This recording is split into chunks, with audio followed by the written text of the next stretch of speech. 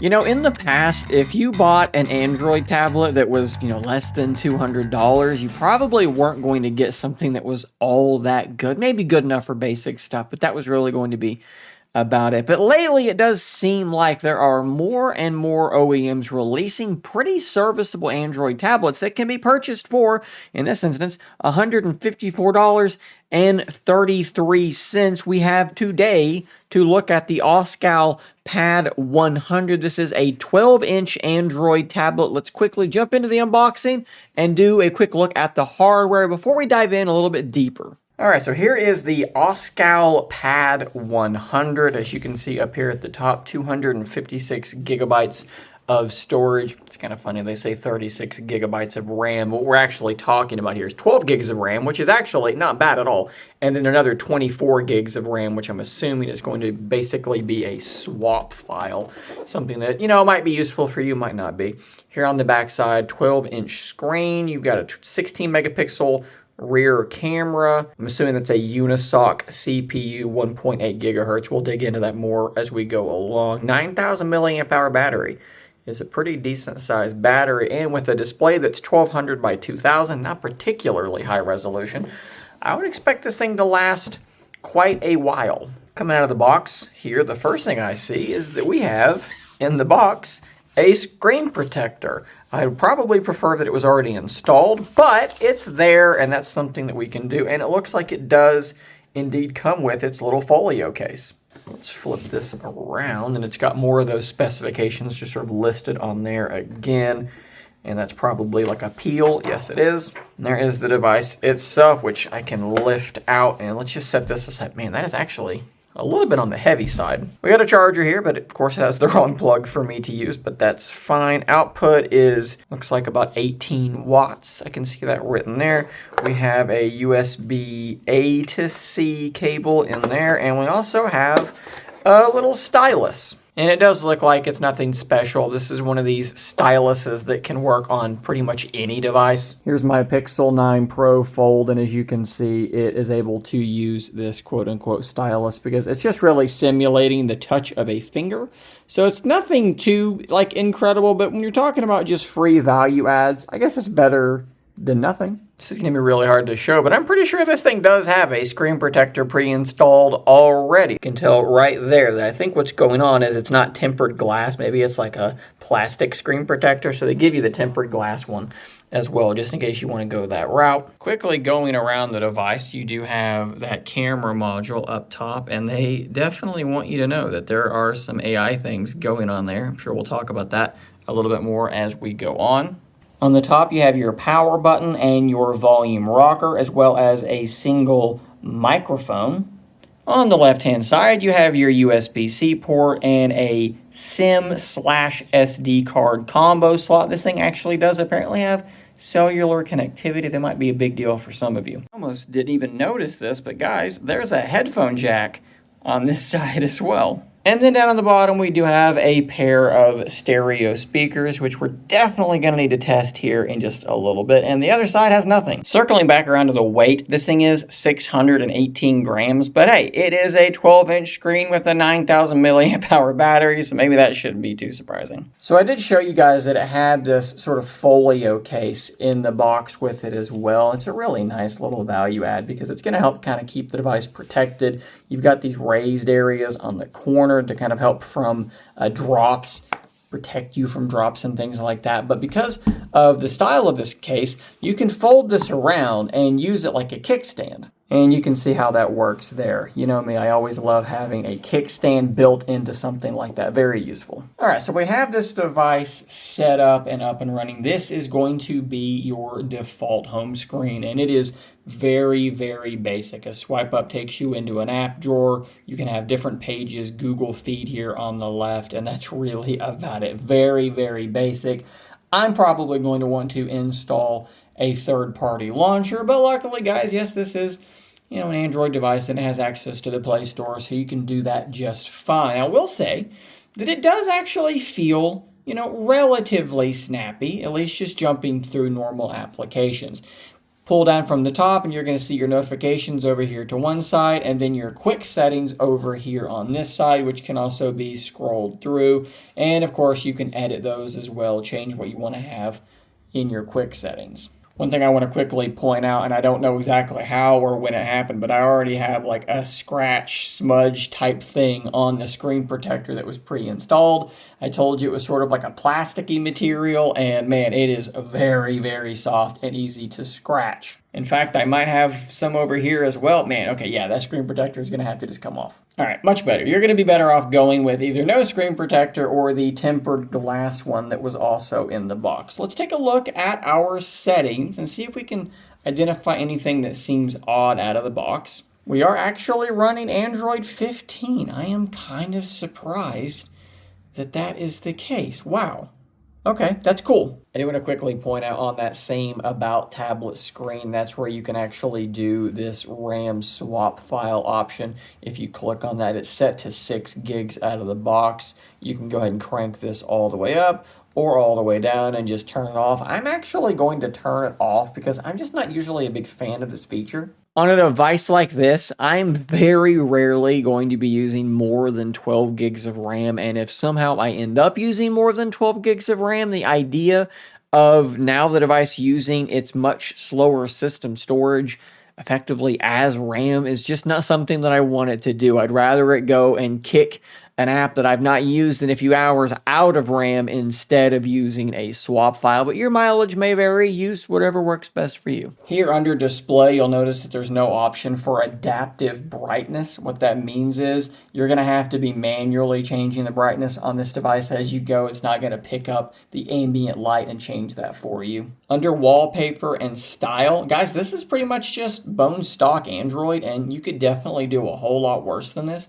You can change your wallpaper and then choose between different colors that are pulled off of your wallpaper. I really don't see a whole lot that is standing out as being unique from this build of Android. It looks like they're just pretty much using stock Android. For the speaker test, we're going to go to a video that isn't going to get me a copyright strike or anything like that. Crab rave. There's a reason we always use it, so let's just turn up this volume and see how these speakers sound.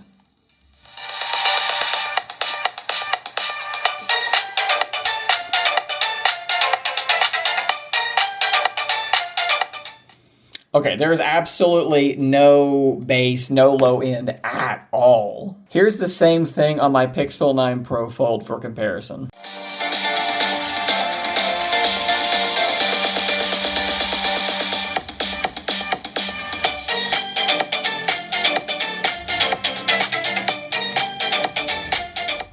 And of course, the tablet has the benefit of actually being on a table. That should actually give it a bit more bass, but boy, it's just not really there. And that's definitely something that I've noticed as I've been using the tablet for the last few days. I've been using it for media consumption quite a bit. It's a pretty decent looking large screen, and the audio is just not very good. There's just not a lot of body and fullness. It's a very tinny sounding set of speakers, so definitely something to keep in mind. Just a couple of days ago, finally got our first real look at this device via some renders by OnLeaks in collaboration with Android Headlines. One kind of strange thing that I need to mention. On their store listing, they mention Magic AI Photo Editor, and they talk about Magic Eraser, One-Tap Sky Replacement, Portrait Blur, on and on and on. Now, when we look at my device, which I am just capturing the screen over a USB-C cable, and be again warned that this is not the default launcher. I have installed the Niagara launcher to give this a bit more of a polished look. If you go into their applications, let's look for a gallery app. There isn't one. Let's look for a Photos app. There's Google Photos, but there's nothing else. If you look at all of these applications that are installed, some which I actually installed, you'll see that there is almost nothing. This is basically a bone stock Android 15 installation. So where are these features? And I thought to myself, they must be meaning Google Photos. So let's jump into Google Photos and let's go into Edit. I'm expecting to see the things that are normally in Google Photos. Let me move my camera out of the way. This first section shows they're kind of like filters, but a little bit different, or they can just kind of change the look of the photo. I have an option to go in and crop things in this little tool icon. I can do blur. Okay, so one of those things is here, the AI portrait blur. You can see here that I can tap on different parts and it's going to blur the photo for me, and I can change the degree to which it's blurred and the depth and all of these things. We're going to cancel that. If I click on sky, I should be able to change the look of the sky. Of course, this is not a great photo option for this because the sky is mostly obscured, but technically speaking, that's there. I can fiddle with all of these different things. I can go into this one and there are just straight up filters, and then I can mark things up.